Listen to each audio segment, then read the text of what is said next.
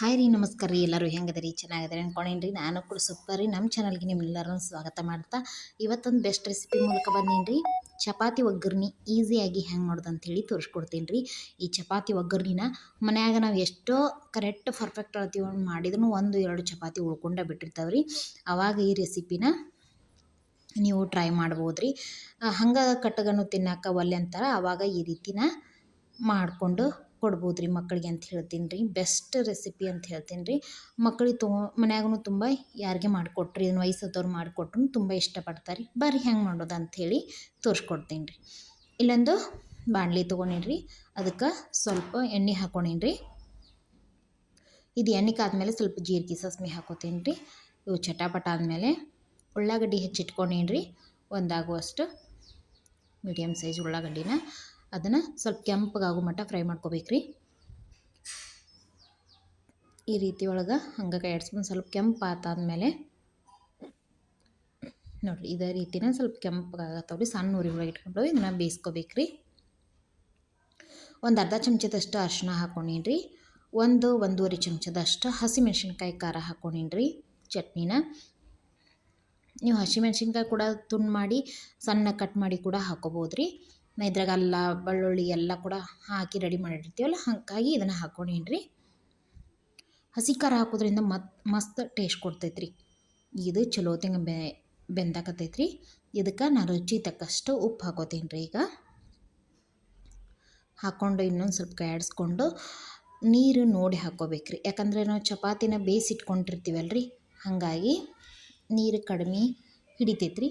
ಹಾಗಾಗಿ ಕಡಿಮೆ ನೋಡಿ ಎಷ್ಟದ ಚಪಾತಿ ನೋಡ್ಕೊಂಡು ಅದ್ರ ಮೇಲೆ ನೀವು ಹಾಕೋಬೇಕ್ರಿ. ಚಪಾತಿನ ಸಣ್ಣಗೆ ಮುರಿದ್ಬಿಟ್ಟು ಇಟ್ಕೊಂಡೀನಿ ರೀ. ಈಗ ಒಂದು ಸ್ವಲ್ಪ ಸಕ್ಕರೆ ಹಾಕೋತೀನಿ ರೀ. ಸಕ್ಕರೆ ನೀವು ಬೇಕಾದ್ರೆ ಹಾಕೋಬೋದು, ಬ್ಯಾಡಾದ್ರೆ ಬಿಡ್ಬೋದು ರೀ. ಒಂದು ಅರ್ಧ ಚಮಚದಷ್ಟು, ಇನ್ನೂ ಒಂದು ಚಿಟಿಗೆ ಅಂದರೂ ಪರವಾಗಿಲ್ಲ ರೀ, ಅಷ್ಟು ಮ್ಯಾಗಿ ಮಸಾಲನ ಹಾಕ್ಕೊಂಡೀನಿ ರೀ. ಮ್ಯಾಗಿ ಮಸಾಲ ಹಾಕೋದು ಸ್ವಲ್ಪ ಟೇಸ್ಟ್ ಕೊಡ್ತೈತೆ ಅಂಥೇಳಿ ಇದನ್ನು ಹಾಕ್ಕೊಂಡೀನಿ ರೀ. ನಾನು ಹಸಿ ಕೊಬ್ಬರಿನ ತುರಿದ್ಬಿಟ್ಟು ಇಟ್ಕೊಂಡೀನಿ ರೀ. ಹಸಿ ಕೊಬ್ಬರಿ ಹಾಕ್ಕೊಂಡೀನಿ ರೀ.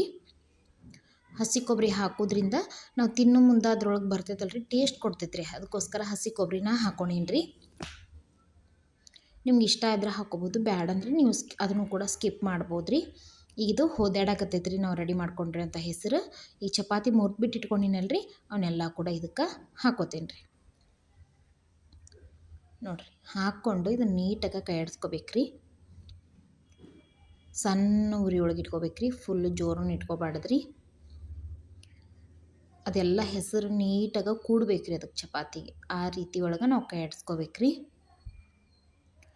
ಕಡಿಮೆ ಇಟ್ಕೊಳ್ಳೋದ್ರಿಂದ ಅದು ಕರೆಕ್ಟ್ ಒಳಗೆ ಮೀಡಿಯಮ್ ಒಳಗೆ ಆಗ್ತೈತ್ರಿ, ಪರ್ಫೆಕ್ಟ್ ಅಳತಿ ಒಳಗೆ.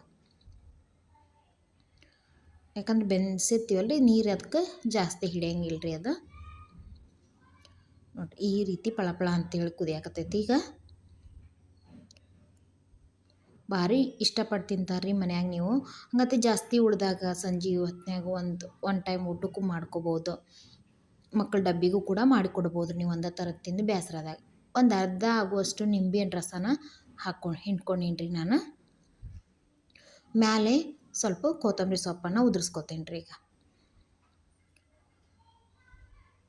ಇದೆಲ್ಲ ಹಾಕಿ ಇನ್ನೊಂದು ಸತ ಚಲೋ ತಿಂಗ್ ಕೈ ಆಡಿಸ್ಕೊಂಡ್ರಿ. ಸಣ್ಣ ಉರಿ ಒಳಗೆ ಇಡ್ಬೇಕ್ರಿ. ಈಗ ಇದನ್ನು ಈ ರೀತಿ ಪಳಾಪಳ ಅಂತ ಕುದಿಯಾಕತ್ತೈತೆ ರೀ. ಎಷ್ಟು ನೀಟ್ ಬಂದೈತೆ ನೋಡಿರಿ. ನೀರು ಅದಕ್ಕೆ ಕರೆಕ್ಟ್ ಅಳತಿ ಒಳಗೆ ಆಗೈತೆ ರೀ. ಇದಕ್ಕೊಂದು ಮುಚ್ಚಿಬಿಡ್ತೀನಿ ರೀ. 1-2 ನಿಮಿಷ ಉಗಾದೊಳಗೆ ಇದು ಬೇಯಬೇಕ್ರಿ. ಗ್ಯಾಸನ್ನು ಕೂಡ ನಾನು ಆಫ್ ಮಾಡಿಬಿಡ್ತೀನಿ ರೀ. ನೋಡಿರಿ ಗ್ಯಾಸ್ ಆಫ್ ಮಾಡಿದ್ದೆ. ಉಗಾದೊಳಗನ ಕರೆಕ್ಟ್ ಪರ್ಫೆಕ್ಟಾಗಿ ನೀಟಾಗಿ ಬಂದೈತೆ ರೀ. ನೋಡಿರಿ ಮಿಜ್ಜಿನೂ ಆಗಂಗಿಲ್ಲ, ಜಾಸ್ತಿ ಉದುರು ಆಗಂಗಿಲ್ಲ, ಒಂದು ಅಳತಿ ಒಳಗೆ ಇರುತ್ತೆ. ಮನ್ಯಾಗ ವಯಸ್ಸಾದವ್ರಿಗೆ ಹಲ್ಲು ಇರೋಂಗಿಲ್ಲ, ವಯಸ್ಸಾದವರು ಕೂಡ ಏನಾರ ತಿನ್ಬೇಕಂತ ಇಷ್ಟಪಟ್ಟಾಗ ನೀವು ಈ ರೀತಿನ ಮಾಡಿಕೊಡ್ಬೋದು ರೀ. ಇದನ್ನು ಸರ್ವ್ ಮಾಡ್ತೀನಿ ರೀ ಒಂದು ಪ್ಲೇಟಿಗೆ. ಇದು ಸುಡು ತಿಂದಾಗೂ ಟೇಸ್ಟ್ ಇರ್ತೈತಿ. ಇದು ಆರಿದ್ರೂ ಕೂಡ ನೀವು ಮೊಸರಿನ ಜೋಡಿ ತಿಂದ್ರಂದ್ರೆ ಸಖತ್ ಟೇಸ್ಟಾಗಿರ್ತೈತೆ ಅಂತ ಹೇಳ್ತೀನಿ ರೀ. ಒಂದು ಸತ ಈ ರೆಸಿಪಿನ ನೀವು ಕೂಡ ಮನ್ಯಾಗ ಟ್ರೈ ಮಾಡಿರಿ. ಹೆಂಗೆ ಬಂದೈತೆ ಅಂತ ನನಗೂ ಕೂಡ ಕಮೆಂಟ್ ಮಾಡಿರಿ. ನೋಡಿರಿ ಇದನ್ನು ಸರ್ವ್ ಮಾಡ್ಕೊಂಡೀನಿ ರೀ. ಹಸಿ ಕೊಬ್ಬರಿ ಕೊತ್ತಂಬರಿ ಎಷ್ಟು ಕಲರ್ಫುಲ್ಲಾಗಿ ಕಾಣತ್ತೈತೆ ರೀ ಇದು. ಇದನ್ನ ಮೊಸರು ಜೋಡಿ ನೀವು ಸರ್ವ್ ಮಾಡಿ ಕೊಡ್ಬೋದು ರೀ. ಎಲ್ಲರೂ ತುಂಬ ಇಷ್ಟಪಟ್ಟು ತಿಂತಾರೆ ರೀ. ನಮ್ಮೆಲ್ಲ ರೆಸಿಪಿಗಳು ನಿಮ್ಗೆ ಇಷ್ಟ ಆಗ್ಯಾವ ಅಂತ ಅನ್ಕೊಂಡೀನಿ ರೀ.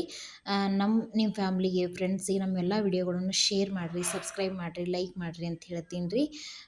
ಎಲ್ಲರೂ ಚಲೋ ತಿಂಗ ಸಪೋರ್ಟ್ ಮಾಡತ್ತೀರಿ, ಅದಕ್ಕೋಸ್ಕರ ಎಲ್ರಿಗೂ ಕೂಡ ಟ್ಯಾಂಕ್ಸ್ ಹೇಳ್ತೀನಿ ರೀ. ಮತ್ತು ಹೊಸ ಹೊಸ ರೆಸಿಪಿ ಮೂಲಕ ನಿಮಗೋಸ್ಕರ ಮಾಡಿ ತೋರಿಸ್ತೀನಿ ರೀ. ಥ್ಯಾಂಕ್ ಯು ರೀ. ನಮಸ್ಕಾರ ರೀ.